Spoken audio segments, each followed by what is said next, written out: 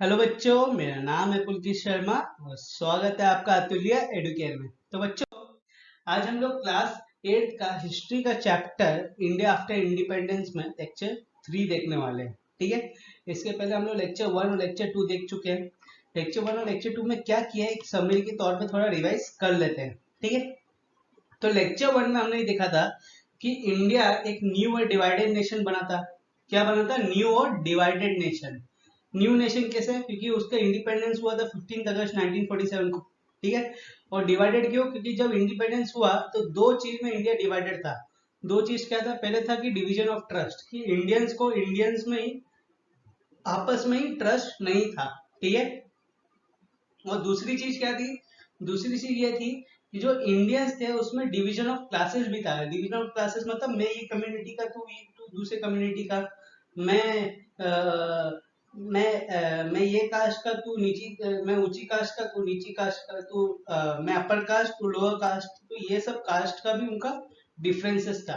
तो ये दोनों जो डिफरेंसेस थे, division of trust and division of classes, इन दोनों को हटाने के लिए दो सॉल्यूशंस भी थे। दो सॉल्यूशंस क्या थे? सबसे पहला सॉल्यूशन था इकोनॉमिक डेवलपमेंट, कि जब तक इकोनॉमिक डेवलपमेंट नहीं होगा तो इंडिया में लिटरेसी नहीं बढ़ेगी। ठीक है, इलिटरेट अनपढ़ लोग ज्यादा होंगे, और जब अनपढ़ लोग ज्यादा होंगे तो उल्टे सीधे रिचुअल्स भी आएंगे। ठीक है, जैसे अपर कास्ट लोअर कास्ट हो गए ये सब। ओके, तो इकोनॉमिक डेवलपमेंट होना बहुत जरूरी था। ये पहला सॉल्यूशन। सेकंड सॉल्यूशन क्या? सेकंड सॉल्यूशन ये है कि इंडिया को अगर एक सिस्टम में काम करना है, ठीक है, तो उसके लिए एक लॉ बनाना होगा, एक ऐसा लॉ जो पूरी कंट्री मानेगी। ठीक है, भले ही उस कंट्री का जो प्रेसिडेंट है वो भी वही चीज मानेगा, वही लॉ मानेगा, जो जो कंट्री का जो लेबर है वो भी वही लॉ मानेगा। ठीक है, सबके लिए लॉ सेम रहेगा। तो वन कंट्री वन लॉ का सिस्टम आया। अब वहां से शुरू हुआ हमारा कॉन्स्टिट्यूशन बनाने का। अब कॉन्स्टिट्यूशन लागू कब हुआ था? कॉन्स्टिट्यूशन लागू हुआ है 26 जनवरी 1950, 1950 को। ओके, तो ये तो लागू हुआ है, मगर बनना कब शुरू हुआ था? बनना शुरू हुआ था दिसंबर 1946 से लेके नवंबर 1949 के बीच में। ठीक है, वैसे तो बहुत सारे उसमें फीचर्स थे, मगर पांच जो मेन फीचर्स जो हम लोग अभी बात करने वाले हो, आपके बुक में भी लिखा हुआ है। वो पांच मेन फीचर्स क्या है? सबसे जो पहला फीचर है वो है right to vote above 21 years. ठीक है, कि 21 साल के जो 21 साल से बड़ा है, चाहे वो आदमी हो, चाहे वो मैन हो या फीमेल हो, ठीक है, मेल हो या फीमेल हो, सबको राइट है वोट करने का, if they are above 21 years. Okay, सबसे मेन ये सबसे पहला फीचर था। सेकंड फीचर क्या है? Right to equality. जैसे कि पता है कि हमारे यहाँ पे डिवीजन ऑफ क्लासेस है, तो उसको हटाने के लिए राइट टू इक्वालिटी लाया गया था। ठीक है, सेकंड हो गया। थर्ड है reservation seats for the backward caste and tribals. जो बैकवर्ड कास्ट के लोग थे और जो ट्राइबल्स थे, ठीक है, आदिवासी लोग और हरिजन लोग जो थे, उनको उनको जनरली सिस्टम से एकदम अलग कर दिया गया था। ठीक है, उनको सिस्टम का कुछ भी फैसिलिटीज प्रोवाइड नहीं की जाती थी, जैसे कि एजुकेशन फैसिलिटीज हो गई या मेडिकल फैसिलिटीज हो गई, इन सब से उनको दूर रखा जाता था। तो उनका रिप्रेजेंटेशन सिस्टम में आने के लिए, ठीक है, उनको भी स्ट्रेंथन करने के लिए उनका कुछ रिजर्वेशंस कर दिया गया था सिस्टम में, कि भाई इतनी सीट, अगर 10 सीट है तो 10 में से 3 या 4 सीट उनके लिए रिजर्व रहेगी। ठीक है, और ये हर सेक्टर में किया गया था, और ये गवर्नमेंट जॉब्स में भी किया गया था। ठीक है, अब नेक्स्ट तीन फीचर हो गए। चौथा फीचर क्या है? चौथा फीचर है पावर शेयरिंग मॉडल। ठीक है, कि स्टेट और सेंटर, ठीक है, स्टेट गवर्नमेंट और सेंट्रल गवर्नमेंट के बीच में कैसा पावर शेयरिंग मॉडल रहेगा, कि कौन कितने पावर, किसको कितना पावर मिलेगा, और कौन कितने पावर की रिस्पॉन्सिबिलिटी मतलब कितना रिस्पॉन्सिबल होगा। ओके, तो अलग अलग सेक्टर्स के हिसाब से अलग अलग पावर शेयरिंग मॉडल कर दिया था दोनों स्टेट गवर्नमेंट और सेंट्रल गवर्नमेंट के बीच में। ठीक है, क्योंकि उनके अगर ऐसे नहीं करते तो दोनों के बीच में बार बार क्लैश होता रहता, तो ये क्लैश अवॉइड करने के लिए पावर शेयरिंग मॉडल लाया गया था, कि तुम्हें इतने सेक्टर की पावर मिलेगी, तुम्हें ये सेक्टर की पावर मिलेगी। ओके, अब जो पांचवा है, in the last feature of the in the making of constitution is dispute of language. की लैंग्वेज पे जो डिस्प्यूट है इंडिया में, क्योंकि इंडिया में बहुत सारे लिंग्विस्टिक ग्रुप्स हैं, चाहे वो बड़े हो या छोटे हो, ठीक है, उन सबको अगर सेटिस्फाई करना है तो हमें जो डिस्प्यूट ऑफ लैंग्वेज है उसको हटाना होगा। ठीक है, तो उससे रिलेटेड हमने एक मेन फीचर लाया था in making of constitution. Okay, अब ये हो गया लेक्चर वन में। लेक्चर वन में हमने दो चीज बात की थी, न्यू और डिवाइडेड नेशंस में क्या प्रॉब्लम्स थी, उसके क्या सॉल्यूशंस थे, वो मैंने बता दिए। फिर सेकंड था मेकिंग ऑफ कॉन्स्टिट्यूशन, ये था लेक्चर वन का। लेक्चर टू में हमने एक बहुत इंपॉर्टेंट पार्ट की बात किया था, that was making of the states on the basis of language. ठीक है, स्टेट जो इंडिया में जो प्रोविंसेस बने हैं, प्रोविंसेस मतलब स्टेट, जैसे कि हरियाणा, पंजाब, मध्य प्रदेश, केरला, कर्नाटका, जितने भी स्टेट्स हैं, वो सब कैसे बने हैं? वो सब बने हैं on the basis of language. ठीक है, और ये बेसिस ऑफ लैंग्वेज में कैसे बने, ये सब कैसे हुआ? ठीक है, पहले तो नहीं था ये, अचानक से स्टेट कैसे बने, क्यों बनना पड़ा, ये सब जो इंसिडेंट हुए हैं, ठीक है, फॉर्मेशन ऑफ स्टेट के लिए, तो क्या क्या इंसिडेंट हुए वो सब मैंने लेक्चर टू में कवर किया। ठीक है, जिसकी वजह से स्टेट फॉर्म हुए थे। ओके, अब ये तो हो गया लेक्चर वन और लेक्चर टू की बात। आज होगी लेक्चर थ्री की बात, और लेक्चर थ्री में हम लोग क्या पढ़ेंगे? लेक्चर थ्री में हम पढ़ेंगे प्लानिंग और डेवलपमेंट के बारे में। ठीक है, मैंने बताया था पहला लेक्चर में दो प्रॉब्लम थे, डिवीजन ऑफ ट्रस्ट और डिवीजन ऑफ क्लासेस। तो अगर ये सब चीज को अगर हटाना है तो क्या करना पड़ेगा? डिवीजन ऑफ ट्रस्ट किससे था? एक तो इंडियन से नहीं था, ऊपर से इंडियंस को अपनी गवर्नमेंट के ऊपर भी नहीं था कि गवर्नमेंट हमारा टेक केयर कर पाएगी कि नहीं। ठीक है, कि हमें ऐसा लाइफस्टाइल दे पाएगी कि नहीं कि जिसकी वजह से हम एक अच्छा और बैलेंस लाइफस्टाइल जी पाए। तो ये भी उनको एक ये था, मतलब ट्रस्ट डेफिसिट था। ठीक है, तो इन सब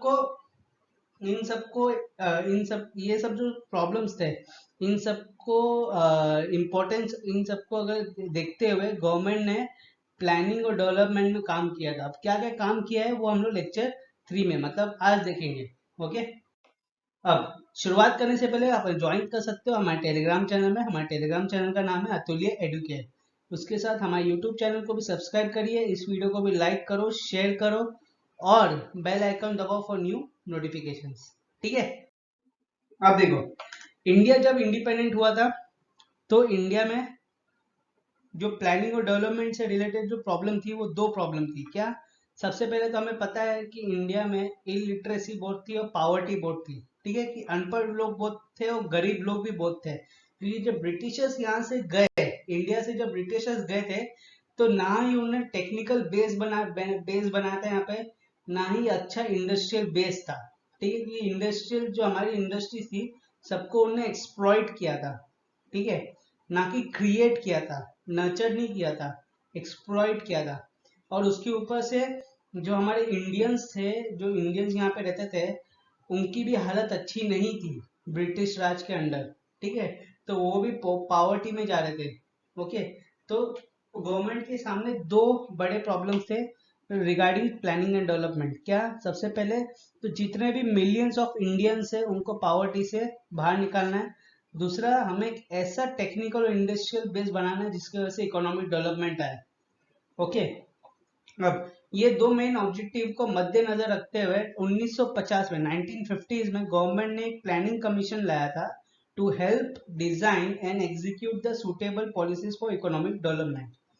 ठीक है, तो एक प्लानिंग कमीशन सेटअप किया गया था, जिसका काम क्या था, जिसका मेन रोल क्या थे? जिसका मेन रोल था to help design and execute the suitable policies for the economic development. ऐसी पॉलिसीज बनाए जो इकोनॉमिक डेवलपमेंट को फेवर करें। ठीक है, इकोनॉमिक डेवलपमेंट आए कंट्री में। तो अब उसमें एक चीज में सब लोग ने राजी किया था, क्या? कि हम जो इकोनॉमिक डेवलपमेंट लाएंगे वो किस मॉडल में लाएंगे? वो होगा मिक्स्ड इकोनॉमिक मॉडल। देखिए, अब ये मिक्स्ड इकोनॉमिक मॉडल क्या होता है? देखो, दो टाइप के लोग होते हैं मार्केट में, एक होता है प्राइवेट प्लेयर्स, एक होता है गवर्नमेंट प्लेयर्स। ठीक है, जो गवर्नमेंट कंट्रोल करती है, और एक होता है प्राइवेट प्लेयर्स। ठीक है, तो मिक्स्ड इकोनॉमी मॉडल में क्या होता है कि कुछ जो सेक्टर्स होते हैं वो प्राइवेट प्लेयर कंट्रोल करते हैं, जिसमें से प्राइवेट प्लेयर आते हैं, गवर्नमेंट नहीं आती है। ठीक है, गवर्नमेंट का इंटरफेरेंस नेक्स्ट टू जीरो होता है। और और ऐसे कुछ सेक्टर्स होते हैं जिसमें सिर्फ गवर्नमेंट ही रहती है और प्राइवेट प्लेयर्स नहीं आ पाते हैं। ठीक है, तो ऐसे मॉडल में हम लोग ने ऐसा मॉडल में सब लोग ने एग्री किया था कि हम ऐसे मॉडल से आगे बढ़ेंगे। और ये जो मॉडल था, ये पॉलिसी का बहुत इंपॉर्टेंट पार्ट था, और ये डिकेड्स तक चलता गया। ठीक है, मतलब कई दशक तक चलता गया, दशक नहीं, डिकेड्स तक। एक डिकेड इक्वल टू 10 साल। ठीक है, तो कई डिकेड्स तक ये आगे चलता रहा। अब ये मॉडल क्यों लाया गया था कि ये मॉडल से ये एक्सपेक्ट किया था कि हम प्रोडक्शन इंक्रीज होगा और क्या होगा, जॉब भी इंक्रीज होगी। ठीक है। अब जो प्लानिंग कमीशन था, प्लानिंग कमीशन का काम क्या था, उसका दो मेन ऑब्जेक्टिव था। पहला था कि जो इंडस्ट्रीज बांटी गई है स्टेट और मार्केट के बीच में, स्टेट मतलब यहाँ पे गवर्नमेंट की बात कर रहे हैं, ठीक है, स्टेट और मार्केट के बीच में जो इंडस्ट्रीज बांटी गई है वो ऐसी तरीके से बांटना है कि दोनों को जस्टिफाइड लगे। ठीक है, ये प्लानिंग कमीशन का काम था पहला, कि कौन सी इंडस्ट्रीज स्टेट को जाएंगी और कौन सी इंडस्ट्रीज मार्केट को जाएंगी, ये प्लानिंग कमीशन डिसाइड करेगा। अब दूसरा चीज क्या था, दूसरा चीज ये था कि जो रीजन्स के बीच में, जो स्टेट के बीच में आपस में, स्टेट गवर्नमेंट के बीच में आपस में जो कॉन्फ्लिक्ट चल रहा है उसको भी एक तरीके से बैलेंस करना था। ठीक है, कि ज्यादा कॉन्फ्लिक्ट ना हो, अगर कॉन्फ्लिक्ट होगा ज्यादा तो इकोनॉमिक डेवलपमेंट आ नहीं पाएगा। अल्टीमेटली जो कॉमन आदमी है, कॉमन मैन है, वही सफर करेगा। ओके, तो ये दो मेन रोल्स थे प्लानिंग कमीशन के। ठीक है, कि कॉन्फ्लिक्ट को कम करना है, उसको बैलेंस आउट करना है, और दूसरा क्या है, दूसरा है कि कौन सा इंडस्ट्रीज किसको इनिशिएट होगा, स्टेट गवर्नमेंट को होगा या मार्केट को होगा। ये प्लानिंग कमीशन का काम था देखना। ठीक है। अब हर साल, जैसे मोदी गवर्नमेंट है, मोदी गवर्नमेंट कब आई थी, 2014 में आई थी, तो 2014 से लेकर 2019 5 साल रही। तो जब गवर्नमेंट कोई भी नई आती है ना, तो 5 साल का एक प्लान लेके आती है जिसको बोलते हैं 5 ईयर प्लान। ठीक है, और वैसे ही जब 1956 में गवर्नमेंट आई थी नई कांग्रेस गवर्नमेंट, तो वो भी एक सेकेंड ईयर 5 ईयर प्लान लेके आई थी। ठीक है, मतलब दूसरी बार इलेक्ट हुई थी, तो इसलिए क्या बोलते हैं, second year 5 year plan. Okay. अब उसमें जो प्लानिंग कमीशन था, उस दो चीज में सबसे ज्यादा उन्होंने फोकस किया था। क्या, सबसे जो पहले फोकस था वो था ऑन द स्टील इंडस्ट्रीज। ठीक है, डेवलपमेंट ऑफ स्टील इंडस्ट्रीज, की स्टील जो इंडस्ट्रीज है उसको डेवलप करना पड़ेगा। दूसरा क्या था, बिल्डिंग ऑफ लार्ज डैम्स। ठीक है, और ये दोनों जो सेक्टर थे, ये सेक्टर किसके अंडर में आते थे, स्टेट कंट्रोल के अंडर में आते थे। ठीक है। अब जब इससे रिगार्डिंग जो पॉलिसीज बनाई गई, ठीक है, तो उसके, अब जब पॉलिसी बनता है तो उसका सपोर्टर भी होता है, उसका क्रिटिक भी होता है। ठीक है, तो इसके भी सपोर्टर्स भी थे, इसके क्रिटिक भी थे। क्रिटिक क्या बोल रहे थे, क्रिटिक ये बोल रहे थे कि आपने एग्रीकल्चर के ऊपर इतना इम्फोसाइज नहीं किया, मतलब इतना इंपॉर्टेंस नहीं दिया एग्रीकल्चर के ऊपर। आप सिर्फ दो इंडस्ट्री के ऊपर इंपॉर्टेंस दे रहे हो, वो है स्टील और डैम बनाना। ठीक है, दो इंडस्ट्रीज के ऊपर ही आप इंपॉर्टेंस दे रहे हो। ठीक है। दूसरा क्या था कि आपने एजुकेशन के ऊपर भी इतना इंपॉर्टेंस नहीं दे रहे हो, जो आपके अंडर में आता है आप उसको इतना इंपॉर्टेंस नहीं दे रहे हो एजुकेशन के अंदर। ठीक है। फिर उसके बाद जो थर्ड था वो था ये कि आपने जो जो इंडस्ट्रीज को सिलेक्ट किया प्लानिंग कमीशन ने, वो किसको किया है, स्टील इंडस्ट्रीज और डैम्स को सिलेक्ट किया है। ठीक है, कि इन दोनों में हम सबसे ज्यादा फोकस करेंगे। अब ये दोनों किसके अंडर में आते हैं, ये दोनों आते हैं गवर्नमेंट के under.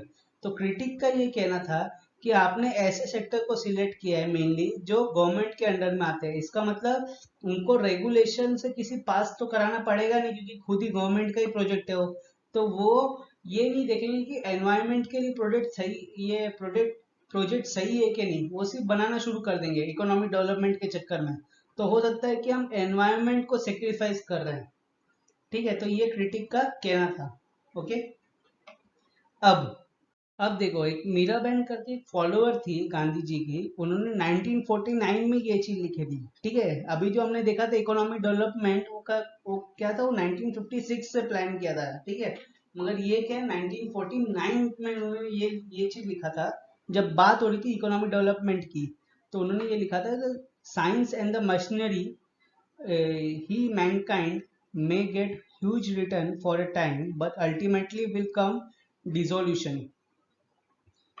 We have got to study nature's balance and develop our life within her laws if we are to survive as a physically healthy and morally decent species. ठीक है, तो यहाँ पे उन्होंने बेसिकली ये चीज लिखा है कि अगर अभी हम लोग इकोनॉमिक डेवलपमेंट बहुत फास्ट कर रहे हैं, जो चीज अच्छी बात है, वो शॉर्ट टाइम के लिए तो आपको अच्छा रिटर्न देगी, मगर अगर आप लंबे टाइम के लिए देखोगे, लंबा टाइम मतलब 10-20 साल नहीं, 300-400 साल के हिसाब से, तो वो अच्छी चीज नहीं है।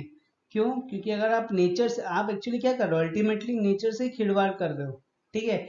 और अगर आप नेचर के लॉ के हिसाब से नहीं चलोगे तो एक ऐसा टाइम आएगा जब हर चीज मतलब मेंटली और फिजिकली मैनकाइंड क्या हो जाएगी, जो इंसान है वो मेंटली और फिजिकली अनफिट होने लग जाएंगे, ठीक है। तो सबसे इम्पोर्टेंट चीज क्या है आज, फिजिकल हेल्थ इंपॉर्टेंट है, ठीक है, अपनी भी और जो बाकी स्पीसीज है उनकी भी। जो आज बात सच हो रही है, आज कोविड है, कोविड में यही चीज हो रही है कि हमने इतना डेवलपमेंट कर लिया है कि हम अपने को ही डिस्ट्रॉय करने लग जा रहे हैं, ठीक है। हमारे नेचर को तो हम डिस्ट्रॉय कर ही रहे हैं, डिफॉरेस्टेशन, पॉल्यूशन, ग्लोबल वार्मिंग, कितना चीज हो रहा है, अपने को तो डिस्ट्रॉय कर रहे हैं। अब ये नया वायरस आ गया, ठीक है, ये भी हम ही डिस्ट्रॉय कर रहा है। तो ऐसा क्या हो रहा है, पूरा अर्थ इससे डिस्ट्रॉय हो रहा है। हमने डेवलपमेंट तो किया, ये शॉर्ट टर्म के लिए तो सब बहुत लोग को ह्यूज मतलब ये रिटर्न्स दिया है, ठीक है। बहुत लोग पॉवर्टी से बाहर आ गए पूरे अगर वर्ल्ड में देखोगे तो with in A span of 50 to 60 years के बीच में। मगर इसके वजह से क्या हुआ, इतना ज्यादा डेवलपमेंट हो गया, इतना ज्यादा डेवलपमेंट हो गया कि एक आदमी मेंटली और फिजिकली पूरा अनफिट हो चुका है। और हमने इतना ज़्यादा डेवलपमेंट कर दिया कि हम बाजू के जो नेचर है हमारे एक्वेटिक स्पीसीज पूरा पॉल्यूशन से मर रहे हैं, ठीक है। फ्लोरा फोना काटते जा रहे हैं हम लोग, एनिमल्स को काट रहे हैं, उनका स्लॉटरिंग कर रहे हैं, उनको बेच रहे हैं उनके स्किन को। तो ये सब क्या कर रहे हैं, ये सब नेचर से खिलवाड़ करना ही होता है, ठीक है। तो यही बोल रहे हो कि इतना भी मत करो कि नेचर से खिलवाड़ करने लग जाओ कि नेचर ही हमारे पर हावी हो जाए, ठीक है। समझ में आया? चलो, ये उस वक्त के फोटोज हैं, ठीक है, उस वक्त जो डैम बन रहा था उन सब के फोटोज ही हैं, ओके। चलो, अब आगे देखते हैं। अब देखो क्या हुआ, कट टू 2007, ठीक है, 15 अगस्त 2007, 60 साल हो गए इंडिपेंडेंस के, ओके। तो ये 60 साल में हमने कुछ अचीव भी किया होगा और हमारे कुछ फेलियर्स भी रहेंगे। तो चलो ये डिस्कस करते हैं, ठीक है। सबसे पहले अचीवमेंट्स, जो चीज़ हमने अचीव की है पहले वो देख लेते हैं। अब एक चीज याद रखो, देखो 15 अगस्त 1947 का एक ऐसा समय था जब पार्टीशन हुआ था ना। एक कंट्री का जो पार्टीशन होता है वो इम्पोर्टेंट नहीं है, मगर किस बेसिस में हो रहा है ये बहुत इंपॉर्टेंट है। इंडिया का जो पार्टीशन हुआ था उसका बेसिस क्या था, वो रिलीजन के नाम पे हुआ था। तो बहुत लोग उस वक्त ये बोल रहे थे कि ये जो कंट्री है ये टिक नहीं पाएगा। क्यों? क्योंकि इसमें रिलीजन की वजह से डिस्प्यूट हुआ है। और ऊपर से इंडिया में हर एक टाइप के मतलब लैंग्वेजेस, कितने टाइप के लैंग्वेजेस है, कितने सारे रिलीजियंस है, मेजोरिटी माइनॉरिटी मतलब रिलीजन कितने टाइप के हैं। तो ये कैसे दे पाएगा देश एक, क्योंकि ये तो रिलीजन की वजह से बांटा गया है। मगर नहीं, ऐसा नहीं है, कुछ अचीवमेंट्स हैं जो गिनाने लायक हैं। क्या है सबसे पहला अचीवमेंट? सबसे पहला अचीवमेंट है कि 60 साल बाद भी इंडिया यूनाइटेड है, हम लोग यूनाइटेड है और डेमोक्रेटिक है, ठीक है। हमारे यहाँ पे जो जनरल इलेक्शंस होते हैं वो डेमोक्रेटिकली होते हैं, सिर्फ दिखाने के लिए नहीं होते, एक्चुअल में होते हैं। और उसके बिहाफ में हम लोग लीडर्स चुनते हैं, ठीक है। अब लीडर्स कैसे भी हो सकते हैं, मगर चुनते तो डेमोक्रेटिकली है ना, ठीक है। अब सेकंड क्या था? सेकंड था कि इंडिया में जो जुडिशरी है वो इंडिपेंडेंट है, ठीक है। सुप्रीम कोर्ट, हाई कोर्ट सब एक दूसरे से इंडिपेंडेंट है, उनको गवर्नमेंट से कोई उनका इंटरफेरेंस नहीं होता गवर्नमेंट से। दूसरा, इंडिया में फ्री फ्री प्रेस है, ठीक है। जर्नलिज्म, प्रेस फ्री है, तो कुछ भी रिपोर्ट आना हो तो आ सकता है। जैसे चाइना में कुछ फ्रीडम नहीं है, चाइना में डेमोक्रेसी नहीं है। तो चाइना में बहुत मुश्किल होता है, अंदर कुछ भी होगा तो लोगों को पता नहीं चलेगा, उनकी मर्जी है। गवर्नमेंट की मर्जी है, गवर्नमेंट आज बोलेगी कि ये एरिया में घर नहीं होगा तो सारे घर तोड़ देगी। मगर इंडिया में वैसा नहीं कर सकती, ठीक है, क्योंकि India is a democratic country. वहाँ यहाँ पे हर एक इंडिविजुअल का खुद का राइट है। अगर उसको लगता है कि मेरे खिलाफ कुछ हो रहा है तो वो जुडिशियल सिस्टम में जाके कंप्लेन कर सकता है, कोर्ट में जाके चैलेंज कर सकता है कि मेरे साथ ऐसा हुआ है, ठीक है। तो इसलिए जुडिशियरी क्या है यहाँ पे, इंडिपेंडेंट है, ठीक है। और ये चीज मीडिया भी इंडिपेंडेंटली रिपोर्ट कर सकता है, ओके। और तीसरी जो सबसे इम्पोर्टेंट चीज जो बहुत लोग बोल रहे थे कि इंडिया में अलग अलग लिंग्विस्टिक के ग्रुप्स के पीपल रहते हैं तो इंडिया एक कंट्री नहीं सर्वाइव कर पाएगा, मगर ये कर पाया। आज इंडिया में सब लोग अपनी तरफ से अपनी तरीके से भाषा बोलते हैं और कोई भी किसी के ऊपर इम्पोज नहीं करता भाषा, ठीक है। अगर बोलना है बोलो, नहीं बोलना है मत बोलो, ठीक है। तो ये चीज बहुत अच्छी है कि इंडिया फ्री इंडिया में जो पीपल स्पीक करते हैं अपनी लैंग्वेज, वो फ्रीली स्पीक करते हैं, ठीक है। उनको किसी फोर्स तरीके से बोला नहीं जाता कि तुम ये सीखो, यही भाषा सीखो, ठीक है। उनके ऊपर कोई इम्पोज नहीं किया जाता लैंग्वेज को। ओके, समझ में आया? अब अचीवमेंट्स हैं तो फेलियर भी है। अब फेलियर क्या है, देखो सबसे पहले जो राइट टू इक्वालिटी था, राइट टू इक्वालिटी क्यों लाया था? Because of the division of classes, ठीक है। कि हम अपर कास्ट के हैं, तू लोअर कास्ट का है, ठीक है। मैं ये कम्युनिटी का हूँ, तू वो कम्युनिटी का है। इसके देखते से ही हमने राइट टू इक्वालिटी लाया था, मगर ऐसा नहीं हो पाया। लॉ तो आ गया, इम्प्लीमेंट भी हुआ, मगर सक्सेसफुली इम्प्लीमेंट नहीं हो पाया। आज भी ऐसे जगह हैं इंडिया में जिसमें अनटचेबिलिटी चलती है, ठीक है। कि मैं ऊंची जात का, तू नीची जात का, मैं तू यहाँ पे पानी नहीं पी पाया क्योंकि तू नीची जात का है, ठीक है। आज भी उनका रिप्रेजेंटेशन इतना अच्छा नहीं है सिस्टम में। उनकी जो डेवलपमेंट हुई है वो इतनी अच्छी डेवलपमेंट नहीं हुई है 60 साल के बाद भी, ठीक है। अब दूसरा फेलियर क्या है? दूसरा फेलियर ये है कि जो क्लेशेस चल रहे हैं, clashes between the clashes between the different religion groups in many state, ठीक है। कि हिंदू मुसलमान के पीछे झगड़ा हो जाता है कभी कभी, रिलीजन के बीच में जो झगड़ा होता है वो आज भी चल रहा है। जो चीज हटनी चाहिए थी वो नहीं हटी, ठीक है। आज भी रिलीजन के नाम पे एक दूसरे को इंडिया में काटा जाता है, राइट्स होती है, ठीक है। बहुत रॉ लैंग्वेज में बोल रहा हूँ, मगर जो बोल रहा हूँ जो है वही बोल रहा हूँ, ठीक है। अब तीसरा क्या है कि इंडिया में इकोनॉमिक डेवलपमेंट तो आया है, ऐसी बात नहीं है।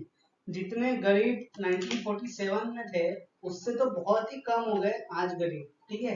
मगर जो रिच और पुअर के बीच का जो डिस्टेंस है, मतलब इकोनॉमिक डिस्टेंस है, वो बहुत बढ़ गया है, ठीक है। Rich are getting richer, poor are getting poorer, और कोविड के बाद तो ये और ज्यादा बढ़ जाएगा, ठीक है। तो rich are getting more richer, poor are getting more poorer. Okay, अब चौथा फेलियर क्या है? अब देखो फोर्थ वाला क्या है हमारा फेलियर। फोर्थ फेलियर ये है कि आज भी लोग बिलो पॉवर्टी लाइन रहते हैं, ठीक है। इकोनॉमिक डेवलपमेंट हुई है, no doubt about that. Economic development भी हुई है, फिर बहुत सारे ऐसे लोग भी हैं जो आउट ऑफ पॉवर्टी लाइन बढ़े हैं। Millions of Indians are have come out from the poverty line, मगर आज भी millions of Indians below poverty line रहते हैं, क्योंकि वहां तक उनके यहाँ तक इकोनॉमिक डेवलपमेंट नहीं पहुंच पाया, ठीक है। मतलब इसका मतलब जो मॉडल हमने सोचा था उसको ठीक से हम लोग इम्प्लीमेंट नहीं कर पाए।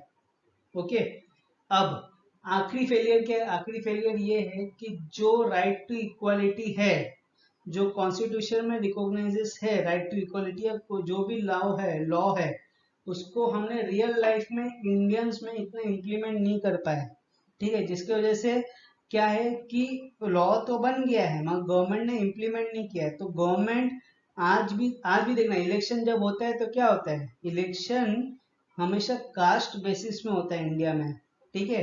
कि मैं हिंदू हूँ, तू दूसरी कास्ट का है, ये तीसरी कास्ट का है, उसके बेसिस में हम लोग इलेक्शन लड़ते हैं। आज भी पॉलिटिशियन हमारे इसी बेसिस में इलेक्शन लड़ रहे हैं। 70 ईयर्स के बाद, ये तो 60 ईयर्स बोल रहा है, मैं तो 70 ईयर्स के बाद बोल रहा हूँ, ठीक है। 2021 आ गया तो 2007 की बात कर रहे हैं। तो 70 साल के बाद भी हम लोग सिर्फ कास्ट के बेसिस में ही वोट देते हैं, ना कि इकोनॉमिक डेवलपमेंट देख के, ना कि ये देख के कि ये जो पॉलिटिशियन है ये कितना पढ़ा लिखा है, इसने क्या काम किया है और इसके क्या क्या गोल्स हैं, ये सब नहीं देखते। हम क्या देखते हैं, हम सिर्फ ये देखते हैं कि ये हमारी जात का है कि नहीं। आज भी ऐसा चलता है इंडिया में, तो चलता है क्या, चल रहा है, ठीक है। तो ये जो राइट टू इक्वालिटी वाला जो लॉ है, इसको ठीक से इम्प्लीमेंट नहीं कर पाए गवर्नमेंट इंडिया में। अगर ये इम्प्लीमेंट करते तो फिर जो डिवीजन ऑफ क्लासेस था इंडियंस के बीच में वो रहता ही नहीं, ठीक है। तो बच्चों इसके साथ आज का लेक्चर आपका समाप्त होता है, और इसके साथ एक और चीज, ये चैप्टर भी पूरा फिनिश हो जाता है, ठीक है। तो जब तक के लिए stay safe, stay happy and bye.